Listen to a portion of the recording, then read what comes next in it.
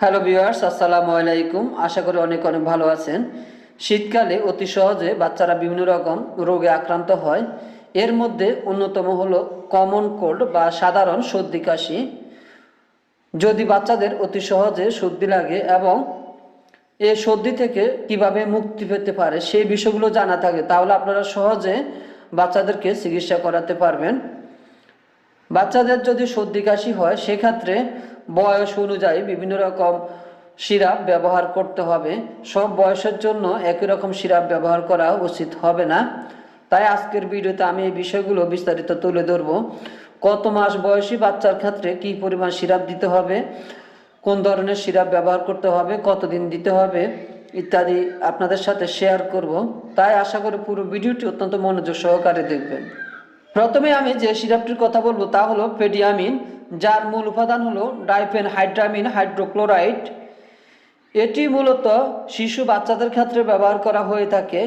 3 মাস বয়স থেকে 6 মাস বয়স পর্যন্ত বাচ্চাদের ক্ষেত্রে হাফ চা চামচ বা 2.5 মিলিলিটার দিনে 2 বার করে খাওয়ানো যেতে পারে। এরপর হলো 6 মাস থেকে 1 বছর বয়সী বাচ্চাদের ক্ষেত্রে টোফেন সিরাপ, যার মূল উপাদান হলো কিটোটিফেন। এটি ব্যবহার করা যেতে পারে। হাফ চা চামচ করে দিনে 2 বার খাওয়ার পর খাওয়াতে হবে।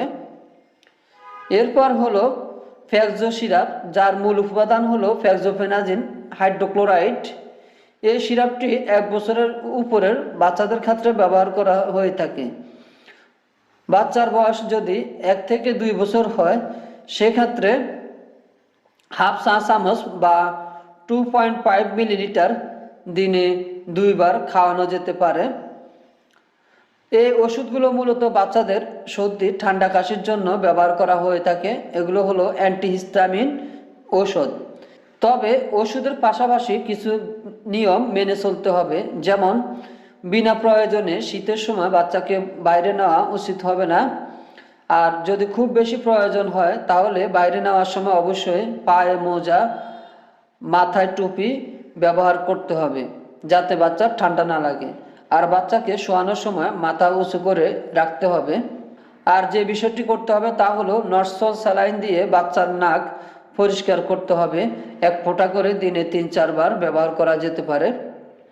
তো ভিউয়ার্স, আজকে এতটুকুই। ভিডিওটি ভালো লাগলে প্লিজ অবশ্যই লাইক, কমেন্ট, শেয়ার করবেন।